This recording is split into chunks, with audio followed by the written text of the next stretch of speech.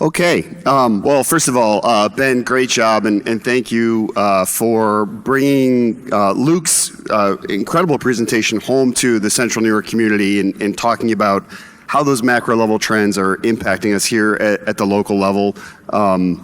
Amy, it's great to have you here with us. This wasn't planned at all, but the title of Luke's presentation was Economic Experimentation. And I love that for a lot of reasons, but the most resonant for me right now is that is effectively what Ben and myself and the whole team at CenterState CEO have been doing with you and Brookings for the last better part of 20 years. Yeah. Economic experimentation with peers and colleagues across the country, all of whom have shared a goal of pulling themselves out of pretty deep economic gravitational forces and repositioning themselves for the future.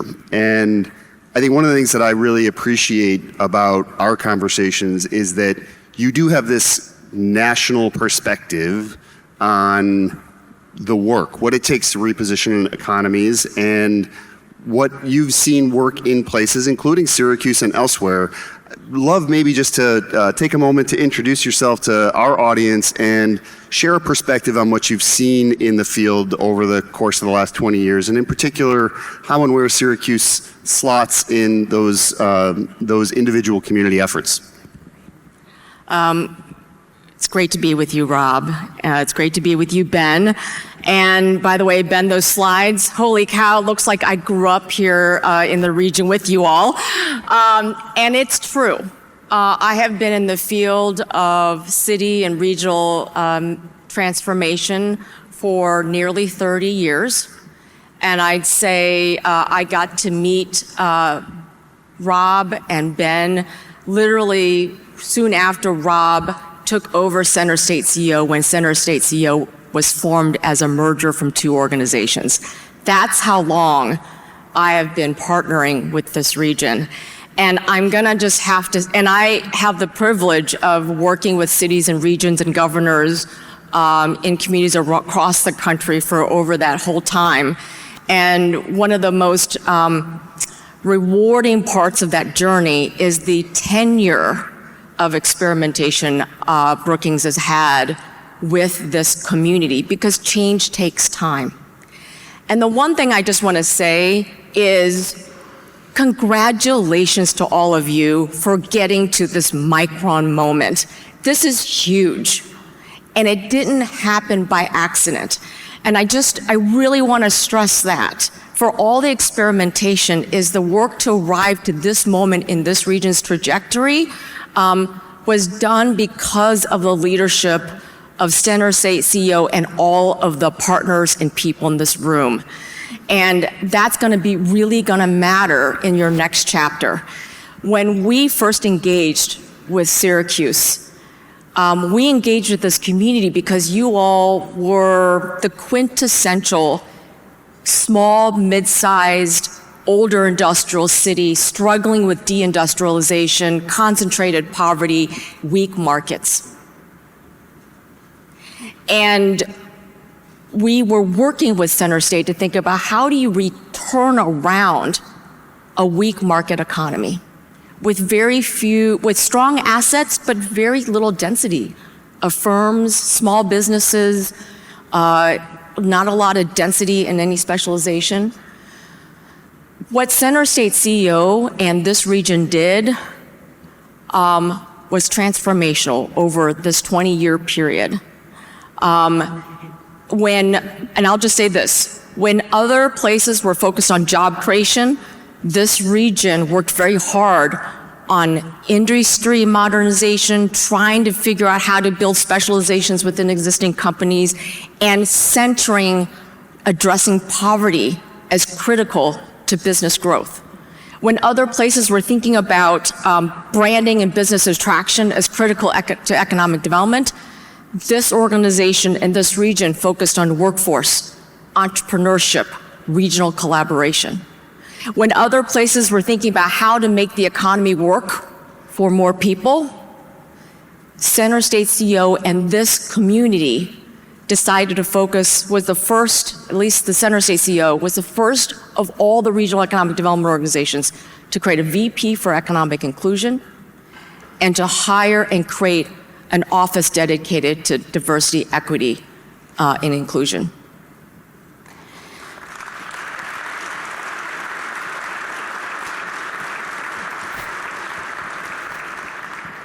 This community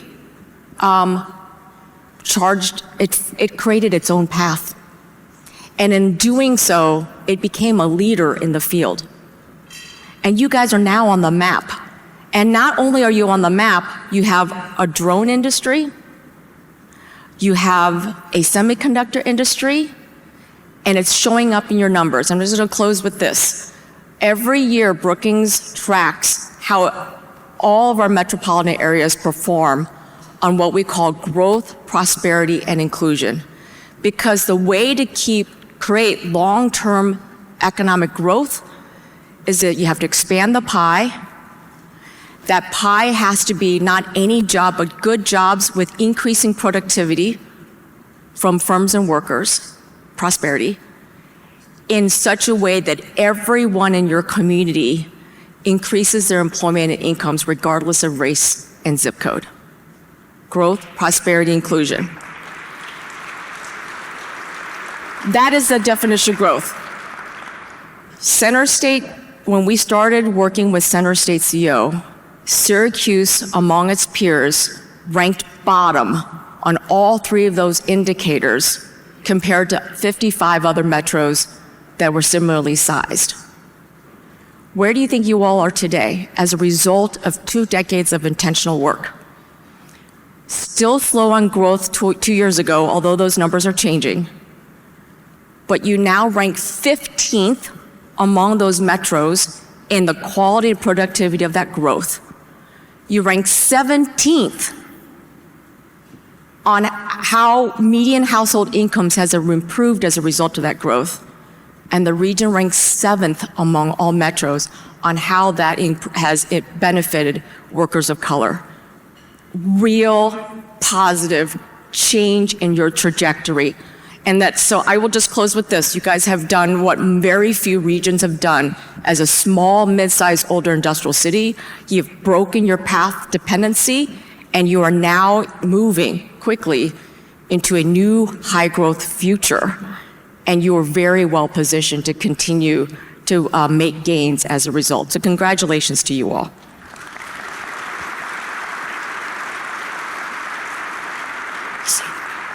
You talk a little bit about the path of dependency. I think one of the metaphors that we've used here in this region quite a bit is that we have reinserted our regional economy into the global economic slipstream, right? We'd sort of fallen out of that current for a period of time, and we fought really hard and very intentionally to put ourselves back in that. And I think that one of the things, you mentioned 2 areas where I think there has been a lot of work done intentionally, both with respect to small business, right?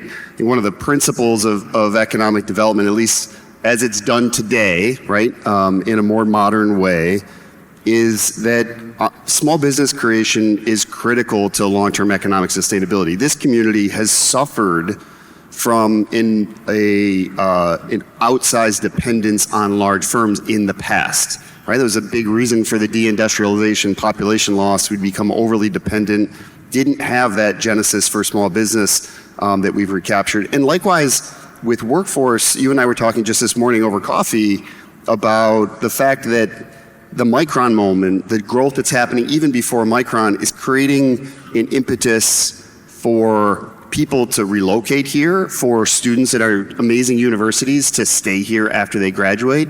Talk a little bit about the small business and the workforce ecosystem and how you see that nationally, and the importance of the economic market driver, like the Micron moment, to allowing us to create better outcomes in those 2 spaces. Yeah.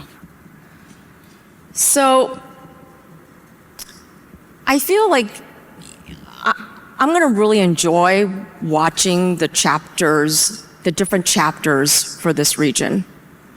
I think in the last 20 years, this has been a place that's been really focusing on how to create growth and transformation of your economy. It's been sort of on a invention moment.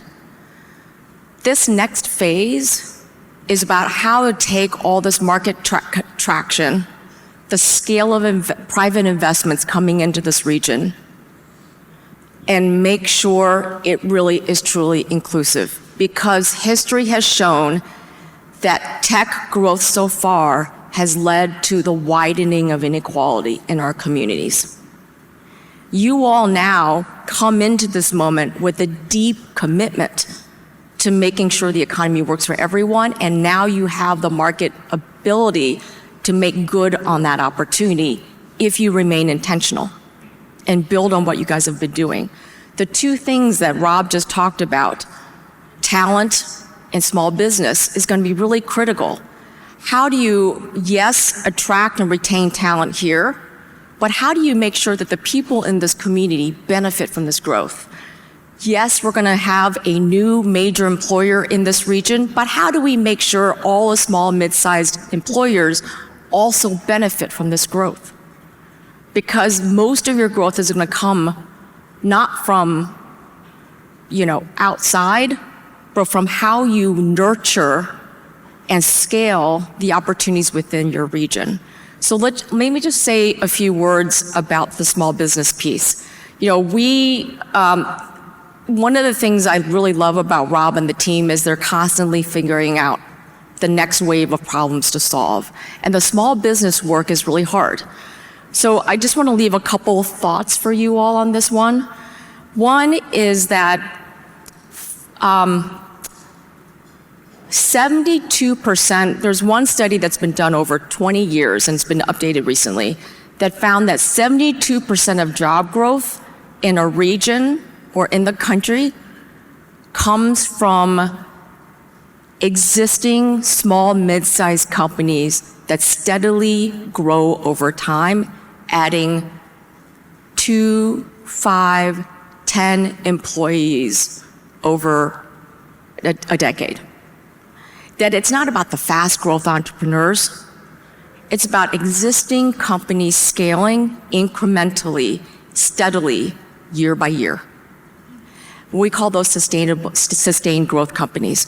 So real important for CenterState CEO to think about what does it take to scale our existing companies. And the other thing I would say is then when you think about small businesses, they come in different sizes. And each small business is such a large term that we have to acknowledge how to work with different kinds of small companies. And there was one typology that we found in doing this work that I thought I would just remind everyone. There are small companies or small mid-sized companies that actually export. They sell and serve products to larger companies nationally or globally, outside this market. And they are real growth opportunities. They're dependent on how the national economy is doing. The second small set of small businesses are suppliers that supply to those large companies. And that is about the supplier diversity that we're talking about here. Third is Main Street companies, retail, restaurants. Those companies have different needs than the other two and really dependent on the incomes and the consumer spending of people within the community. And the last is the care economy, healthcare, childcare workers. They also have different needs and barriers than the other three. And if one thing that CenterState CEO can do is think about how to create a set of programs to help those different kinds of small businesses continue to thrive in now a pro-market, pro-growth environment. I think one of the things that I've always appreciated about the peer groups that Brookings has convened that we've been able to participate in is the chance to learn from other organizations that are trying to solve these same problems. I think what I find interesting and what you and I have sometimes reflected on is that CenterState, we defy convention a little bit. We don't fit the box of the typical Chamber of Commerce, economic development organization, regional planning organization, pick your enterprise and other places. We're always trying to find what the next set of problems to solve. In this growth moment, we find ourselves spending as much time, maybe more time, working on issues of housing, which are a significant potential throttle to our community. I'm looking at Senator Rachel May, who's here. We just had a great moment last week that the governor announced in her State of the State, some legislation the Senator had proposed to enable and improve and expedite the development of housing in upstate New York. That's a huge win. We have partners from Oswego County who are here that we work with day in and day out on bringing new nuclear energy generation capacity online, because we find now, in a moment where we are seeing growth, not just in Syracuse, but across upstate, that growth is very energy intensive. And New York State has very aggressive climate goals. And that creates a point of tension where we need to build more generation here in this region. So we find ourselves organizationally continuing with our economic development agenda, but spending more time in areas that are new to us, because that's what the data tells us the regional economy needs. I'd love your sort of thought on that sort of journey, that the constant set of grounding in data and analytics, the agility necessary to pivot the power of the private sector that you see sitting out here in front of you to tackle not the problems that maybe we thought we were solving one day, but to tackle the problems that we are facing here at the start of 2026. Yeah.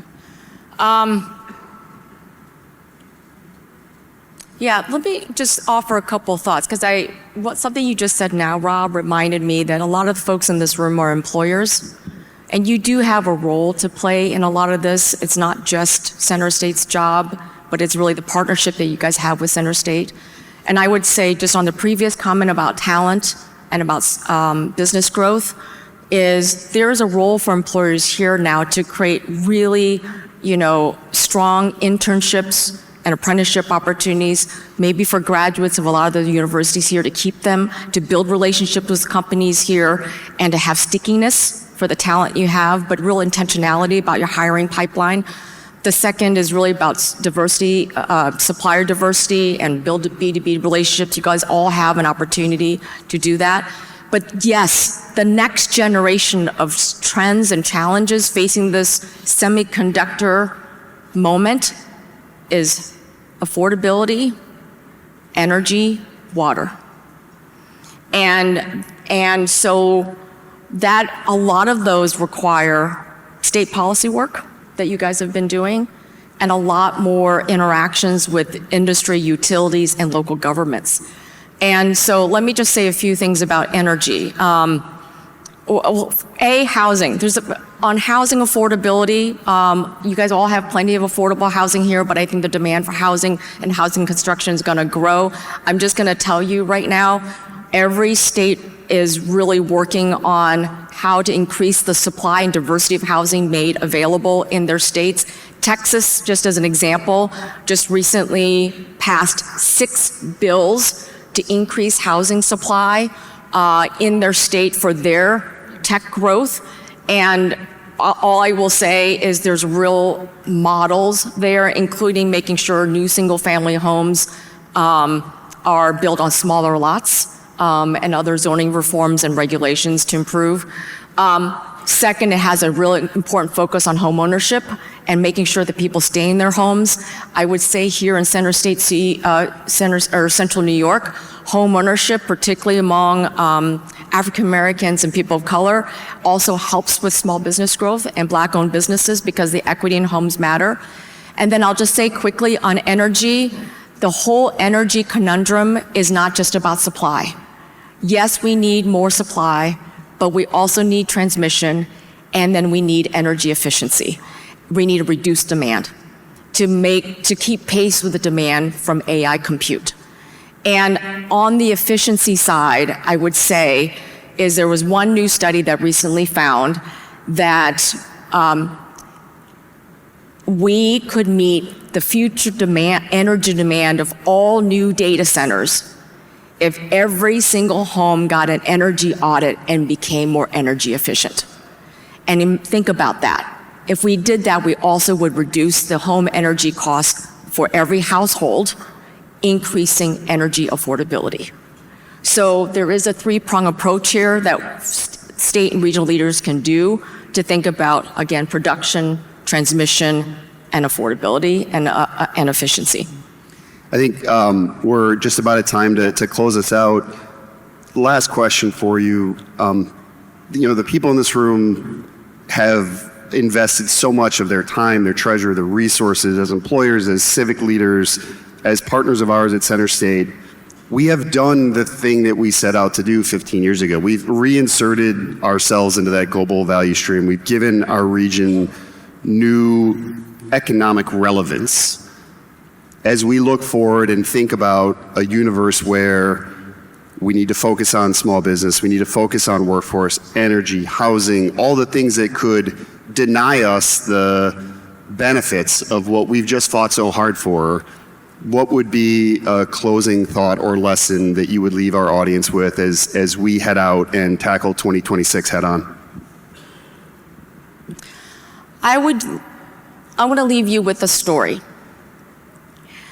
I give talks all the time where other regions want to hear about best practices or what regions are doing good things. In every talk, I tell them about Central New York. You guys are held up as a model for other places. And the most recent story I gave is this. It's not about housing, energy, small business. It's not about the issues you tackle. Yes, you have to worry about those things, but what has made this region stand out, or what has made CenterState CEO stand out, is you guys have created the capacity to deliver impact. It's not just the strategy, it is the capacity to deliver impact. And that capacity comes from two sets of things. The ability to build collaborations across university, business, philanthropy, community groups, nonprofits, governments, regionally, and the ability to take the region's vision and work with state, federal leaders and neighborhood groups, up and down vertically. Those collaborations and trust building allows you to problem solve at scale on all kinds of issues.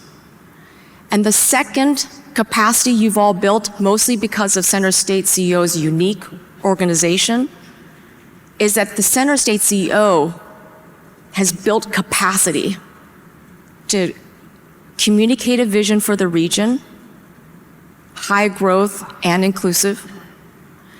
It has learned how to build capacity and build these cross-sector teams that I just talked about to solve those, to address the initiatives to achieve that vision. Third, it's figured out how to create finance and secure capital for the initiatives to execute on that vision. And being able to secure capital is really hard in a weak market community. But that's partnerships. And the last is the ability to execute on those strategies. Do not forget how important capacity to transform is the most important, because that means that no matter what issues come your way, you have the capacity to confront it. And that's what you have. And I hope you really lean into that, because you're going to, again, I think you're going to be well positioned to address anything that comes your way, because you're already at this moment. Congratulations.